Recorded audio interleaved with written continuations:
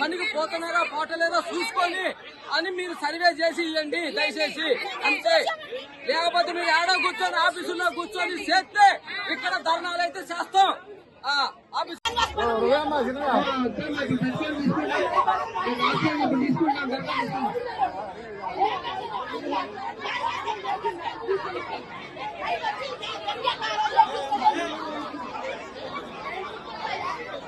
నలభై 5 సంవత్సరాలు నా పెళ్లి కాడి నుంచి నా కప్పుకోవడం కాడి నుంచి నా మూడు పెట్టి నేను ఇప్పుడు బండ్లో ఉంటాను. 40 ఏళ్ళ ముంచుకొని ఇల్లు అట్లా తీసుకోవడం ఇల్లు కట్టుకొని ఏది రాక ఇప్పుడు రేకులు కలిగి కొనుక్కొని వేరే వాళ్ళ గోడకి వేసుకొని ఉంటాను. మరి నాకు ఇల్లన్నా రావాలిగా ఓటిపోతే అల్లన్న ఇల్లు కట్టుకుంటా గౌరు మంత్రి దానికి ఇల్లు కొడిగిరా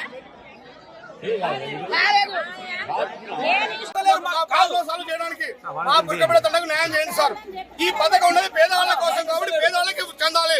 మాకు అవసరం లేదు, లేదు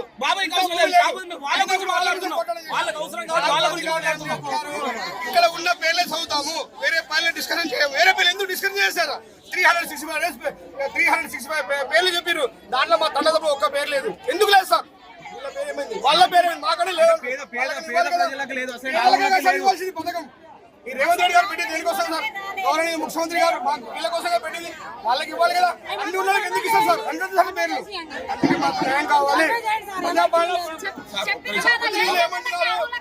నేను రేషన్ కార్డు కానీ అప్లై చేసుకున్నాను, ఇందిరా మిల్లు కోసం కూడా అప్లై చేసుకున్నాను. ఇప్పుడు 65 మంది లిస్ట్ అవుట్ అయింది అని చెప్పింది. ఈ 65 మంది లిస్టు ఎట్లా ఎంక్వైరీ చేసింది మీరు?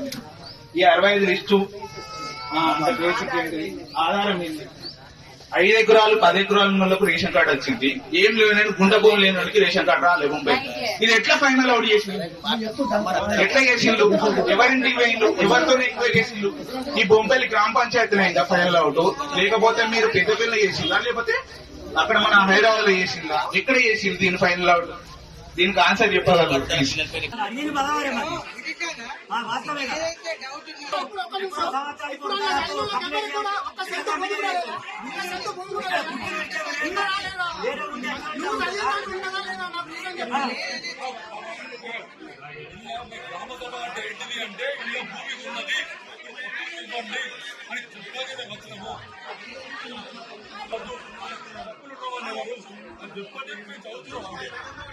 మేమే ఒప్పుకుంటున్నాము.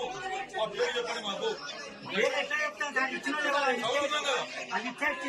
ఇవ్వలేదు ఇంకా మేము చదువుతున్నాం, ఎవరికి ఇవ్వాలి అని అడుగుతున్నాం.